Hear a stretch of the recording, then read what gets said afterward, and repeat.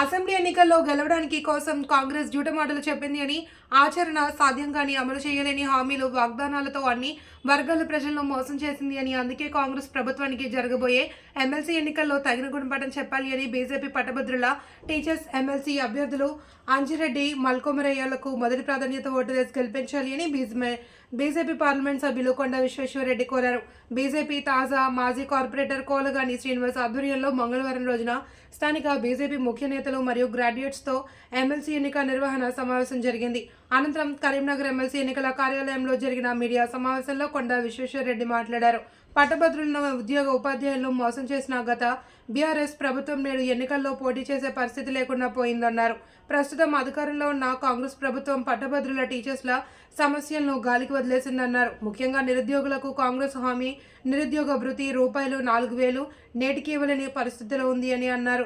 ఆ రెండు పార్టీలకు అభ్యర్థులు కరువయ్యారని, బీజేపీ మోదీ ప్రభుత్వ పాలనలో 10 ఏళ్లలో భారత్ వేగంగా అభివృద్ధి చెందుతుంది అని అన్నారు.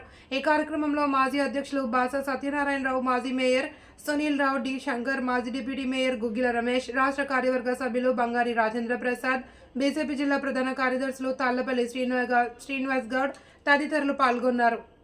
విజ్ఞప్తి చేసేది ఏంటంటే టీచర్లు మీరు మేధావులు, మీరు ఆలోచించి ఈసారి ఓటు వేయండి. అందులో మీరు ఉన్న ఇంతకుముందు మీరు వేసిన క్యాండిడేట్స్, మీరు సెలెక్ట్ చేసుకున్న క్యాండిడేట్స్ వాళ్ళకి చీటింగ్ చేశారు.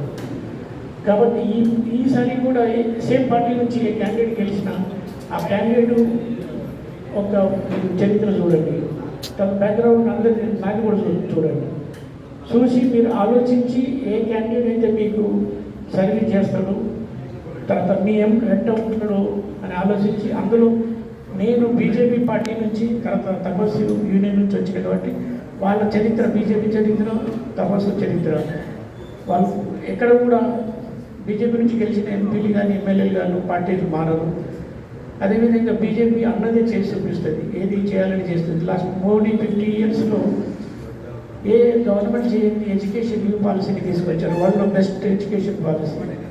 అదేవిధంగా మనం 2047లో ఇండియాను నంబర్ 1 కంట్రీలో చేయాలని మోడీ గారు ప్రయత్నం చేస్తూ ఉన్నారు. ఆ విధంగానే 10th నుంచి వాళ్ళు మన ర్యాంకు ఎకనామిక్లో ఇప్పుడు 5th తీసుకొచ్చారు. నెక్స్ట్ 2 ఇయర్స్లో 3rd అవుతుంది.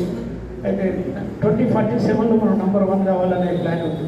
అది కావాలంటే మన ఎడ్యుకేషను, మన స్టూడెంట్స్, మన ఫ్యూచర్ జనరేషన్స్ బాగుండాలి, ఎడ్యుకేట్ కావాలి, చదవాలి, వాళ్ళు మన విజ్ఞానులు కావాలంటే, మంచి స్టూడెంట్స్ తయారైపోయి వాళ్ళు ఫ్యూచర్ బాగుండాలంటే ఎడ్యుకేషన్ అనేది మోస్ట్ ఇంపార్టెంట్. ఇప్పుడు ఆల్ ఓవర్ వరల్డ్లో మన ఇండియన్సే రూల్ చేస్తుంది. ఏ కంపెనీ, పెద్ద కంపెనీ చూస్తే మన ఇండియన్సే హెడ్స్, అంటే సిఓలు, చైర్మన్స్ మన వాళ్ళే. వాళ్ళు ఎట్లా వచ్చారు, మన ఇండియాలో మన ఐఐటి, ఐఐఎంలో చదువుకొని, తర్వాత మన మంచి యూనివర్సిటీ చదువుకొని పోయి అక్కడ షైన్ అయ్యారు. కాబట్టి ఎక్కువ చేసిండు మోడీ గారు ఈ సంవత్సరం. వచ్చే 5 సంవత్సరాల 75,000 సీట్లు. ఎందుకంటే వాళ్ళ భవిష్యత్తు, మా పిల్లల భవిష్యత్తు. ఇటువంటివి ఎన్నో చేసిండు. ఇక్కడ చూస్తే మీరు చూస్తున్నారు, నేను ఇప్పుడే తిరుగుతున్నా, మన కరీంనగర్ రోడ్లు మా హైదరాబాద్ రోడ్ల కంటే మంచిగా ఉంది. స్మార్ట్ సిటీ చేసింది మోడీ, కరీంనగర్ గారు. అట్లనే మెదక్ల రైల్వే స్టేషన్ వచ్చింది, రైలు వచ్చింది.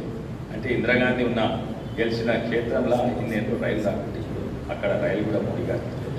అదే కాక ఇక్కడ నుంచి సికింద్రాబాద్ నుంచి, గజ్వేల్ నుంచి, సిద్దిపేట నుంచి కరీంనగర్కు రైలు నేను మొదటిసారి ఇంటికి ఉన్నప్పుడు ఫౌండేషన్స్ డొనేషన్, ఇప్పుడు సాంకట్ ఎక్కువైపోయింది. ఎన్నో ప్రతి ఒక్కటి రైతులకు చూస్తే దాదాపు ప్రతి ఏడాది ప్రతి రైతు కుటుంబంలో యావరేజ్గా ₹70,000 కేంద్ర ప్రభుత్వం నుంచి కొనుగోలు కొరకు దాదాపు 25,000 కోట్లు.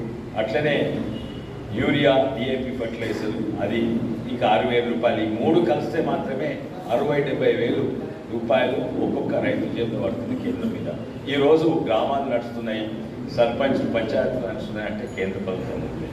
మొన్ననే నేను రివ్యూ పెట్టిన దిశా మీటింగ్ రివ్యూలా వికారాబాద్ మున్సిపాలిటీ, మా శంకర్పల్లి, మా రంగారెడ్డి జిల్లా, ఆ మున్సిపాలిటీ ఎట్లా నడుస్తుందంటే 2 కాళ్ళ మీద. ఒకటేమో ప్రజలిచ్చే హౌస్ ట్యాక్స్, ఇంకా వ్యాపారులు ఇచ్చే ట్రేడ్ లైసెన్స్, ఇంకోటేమో కేంద్ర ప్రభుత్వం నుంచి వచ్చే పైసలు.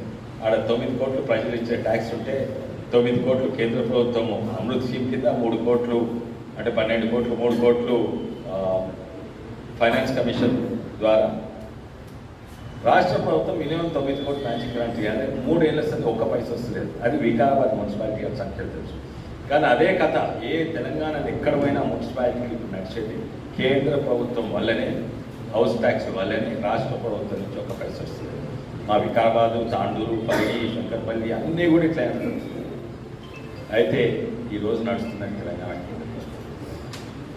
మన సిద్ధాంతమే ఈ ఒకటే ఒక పార్టీ సిద్ధాంతం ఏంటంటే ఒకటే సిద్ధాంతం. మీరు ఎవరినన్నా అడగండి సిద్ధాంతం, పార్టీ సిద్ధాంతం జాతీయవాదం, నేషన్ ఫస్ట్. ఇతర పార్టీలు అడగండి మీ సిద్ధాంతం ఏంటంటే ఒక్కొక్క నాయకుడు ఒక్కొక్కరు చెప్తారు. ఎవరికి వాళ్ళ పార్టీ సిద్ధాంతాలు అయితే తెలియదు. ఓన్లీ బీజేపీ పార్టీకి మాత్రమే తెలుసు నేషన్ ఫస్ట్ అని. ఆ సిద్ధాంతంతో కట్టుబడి ఉన్న ఆ సిద్ధాంతాన్ని బలపరిచే క్యాండిడేట్ మోడీ గారు, మన రాష్ట్ర నాయకత్వము ఎన్నుకున్నది మల్క కొమరయ్య గారు. కొమరయ్య గారు నాకు ఎన్నో ఏళ్ళ సరే తెలుసు. గ్రామీణ ప్రాంతం పెరిగి హైదరాబాద్కి వచ్చింది. పెద్ద బిజినెస్ మ్యాన్ అంటే ఏదో ఈ వ్యాపారం, రియల్ ఎస్టేట్, ఇది అది మందులు, ఈ వ్యాపారం కాదు. ఎడ్యుకేషన్ ఇన్స్టిట్యూట్ గొప్ప పేరున్నది. ఇక్కడ ఎంత పేరుందో అక్కడ మా హైదరాబాద్లో చుట్టుపక్కల మా చేవెళ్ళలో కూడా ఒక మంచి పల్లవి స్కూల్ అని పెట్టింది.